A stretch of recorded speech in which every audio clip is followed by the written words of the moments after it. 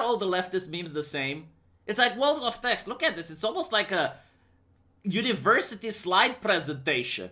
And it's got like pretty picture. It's almost like a freaking comic book for children. Look how much text. Look how much text you need to read. All of them are the same. And it's not because they're academics, by the way, that they're more intellectual in nature. No, that's not it. You know, because the right doesn't need walls of text. A picture is often worth 1,000 words. You show a couple of people just wanting to grill, and everyone that looks at it, they're like, you know what? I get it. Like, I get it, because it happened to me. I love to knit. I love to listen to music. I love to play video games. And when I go on a forum to try and talk about them or a community that I've been there for years, now everyone is talking about immigration and Donald Trump and, you know, homosexuality and the new gender pronouns that are freshly released, patch 3.0. Yeah, and it's like, just leave me alone. Just let me grill.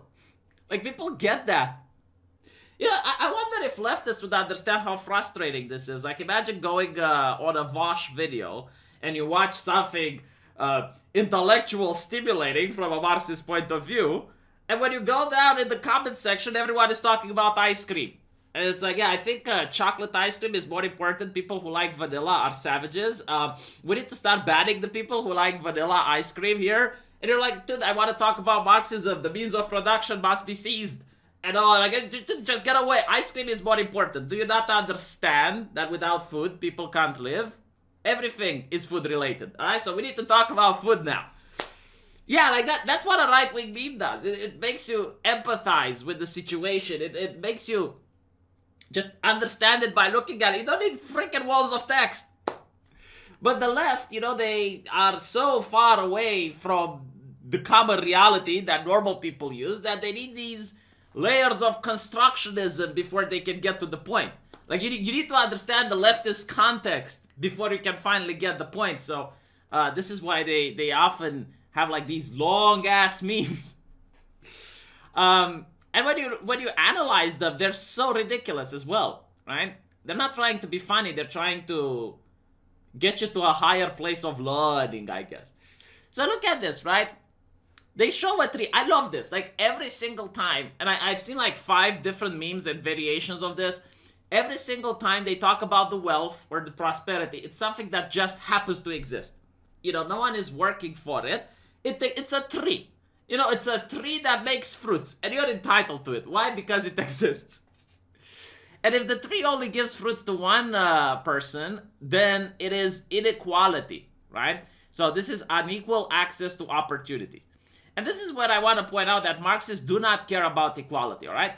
Their ideology is incredibly unpalatable to normal human beings. So they need to use Trojan horses. They need to pretend they care about something that most people care about in order to push their ideology past your defenses. And once it's past your defenses, then the unpacking happens, right? Now, most normal people believe in equality under the law. Like, everyone agrees that we should play by the same rules. It's not fair to have a different class of society that plays by different rules. However, normal people do not believe that literally everyone is made equal, right? Or that everyone should receive the same things just by existing. Like, obviously, a worker that is capable of producing twice as much goods than another is more valuable because people want to hire him more. You know, like, the guy produces twice as much. You know, this is like another bullshit with the theory of value, where they say that all work has value. And this is another brain-dead Marxist concept, because if you have a very expensive pound of steak, I don't know, like the most expensive steak that you can buy, I think it's like $1,000, $2,000, let's just say, right? And you put meat to cook it, I can ruin that steak. I can burn it. But you know what? Burning the steak is actually labor intensive. Like, I need to actually do the same labor as a chef, but I do it poorly. So I end up, at the end of the day, reducing the value of the product that I have bought. Meanwhile, you can have a really good chef that goes to the market and takes some average products, and with them can create a 3 Michelin star dish. So the idea that all labor is, you know, worth of value, or that it would even be equal, is nonsensical.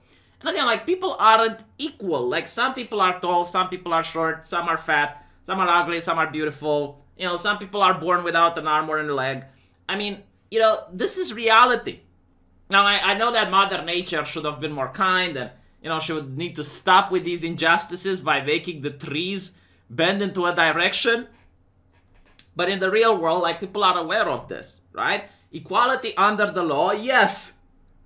But, like, I wouldn't, like, a world where everyone would be equal would also be a horrible world to live in. We're going to get to that in a bit, right? So they're pointing out how, look, even though both kids are getting a ladder, it's still not equal because the tree is bent into the direction of a person. So equality is not good. Now we need equity, right? So the equity means giving a bigger ladder to this kid. But you're going to find out that equity is still not okay because you need to understand how Marxist ideologues function, all right? They need something to bitch about to make money. We're not talking about a couple of thousands of dollars that you get as a Marxist ideologue. No. We're talking like Rob and D'Angelo making $12,000 to go for 2 hours and give a speaking at a university, right? Like, if the world would ever become in her vision and the revolution would be over, then she would have nothing else to do. Like, what else is she good at? Tell me, what else is she good at besides lecturing people, right? So once you get equality, they want more. They want equity. Once you get equity, they want more. They get justice. Once they get justice, they will want something else. They will even make up a new word for it. It doesn't matter. Like, the revolution never ends. It's a constant struggle of pushing barriers and, making absolutely sure that there is something else to complain about. Again, like, think about a company. They will start complaining, why don't you have 50-50 representation, men and women? Right? If you don't have that, you're sexist. And then you finally manage. You hire a diversity officer for like 200,000 pounds a year, and you get like 50-50 representation. Then they will complain about, like, why don't you have enough gay people? And when you get gay people, it's like, well, why don't you have enough transgender people? And when you get all that, it's like, well, look at the race. The racial makeup of the company isn't correct. And then you're looking at, like, the age. Like, they will just find reasons to complain. It's a never-ending struggle. You will never please these people. Ever. There is no way you can do so. So anyway, right now we got equity, and both of these kids are having, like the ladder, I guess.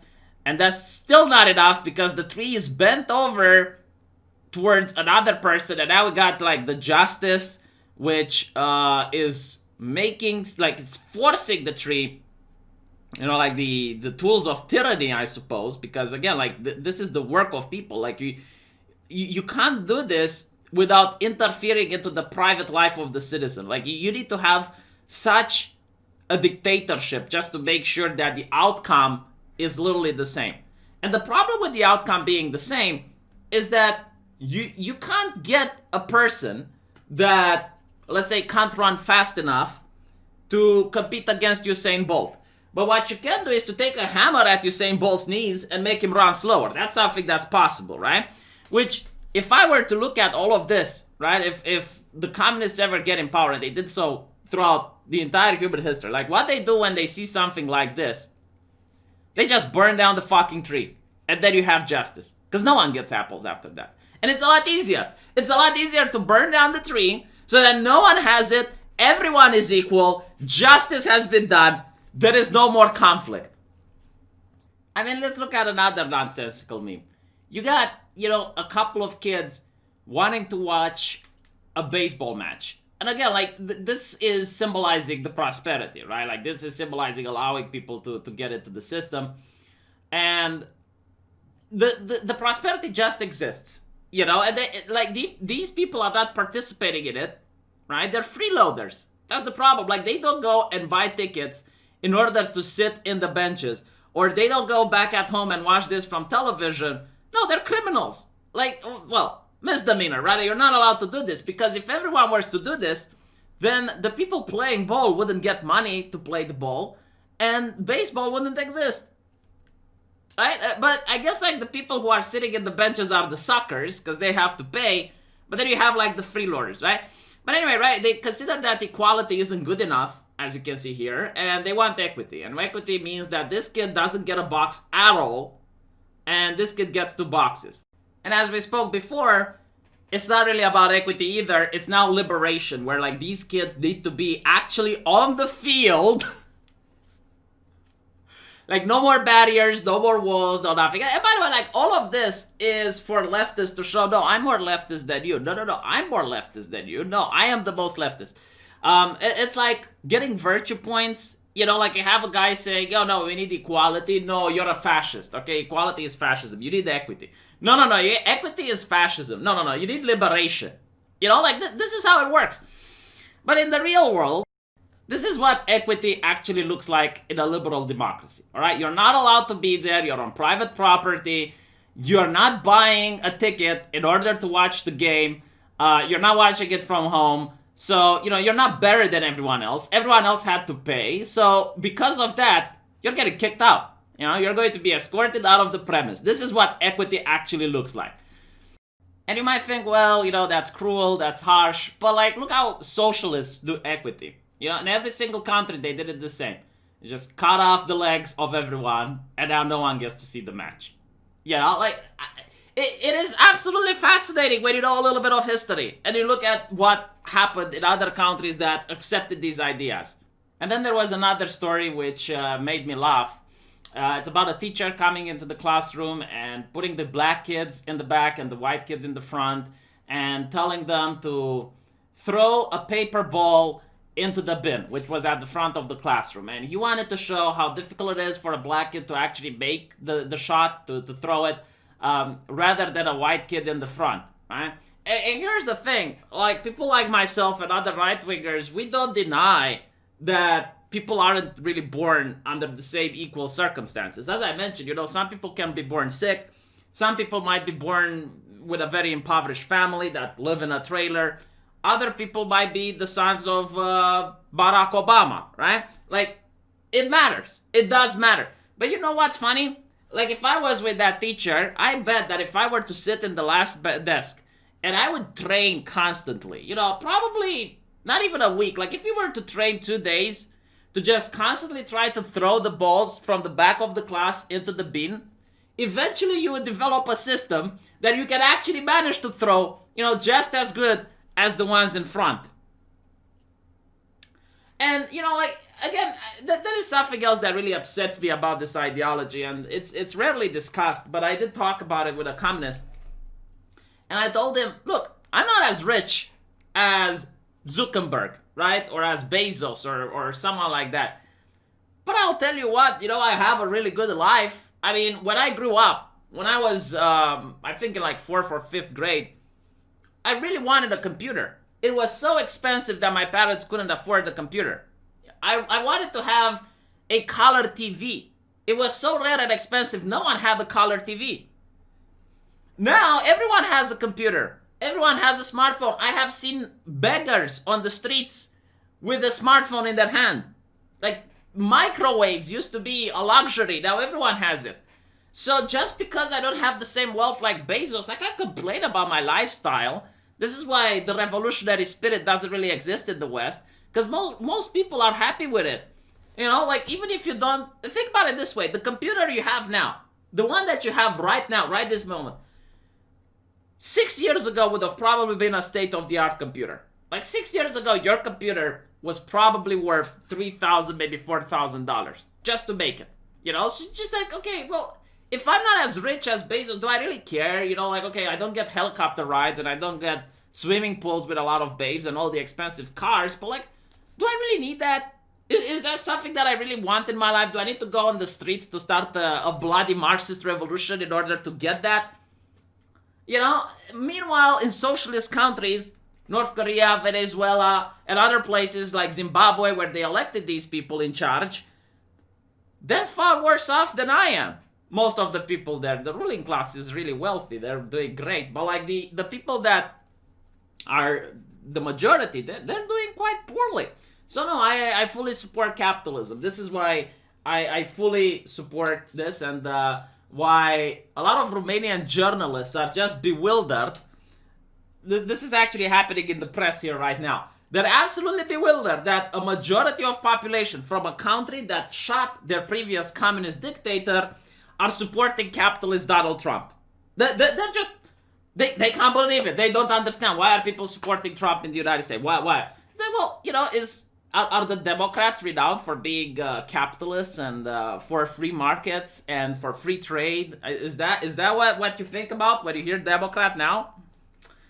Yeah, I mean, you know, like the party of Bernie Sanders and Alexandria Ocasio-Cortez. Yeah, I mean, the Romanian people aren't that dumb. You know, they kind of notice. So they're flooding the comment section every time they criticize. They take an article from CNN and translate it in Romanian. You get like a flood of comments just calling them out on their BS.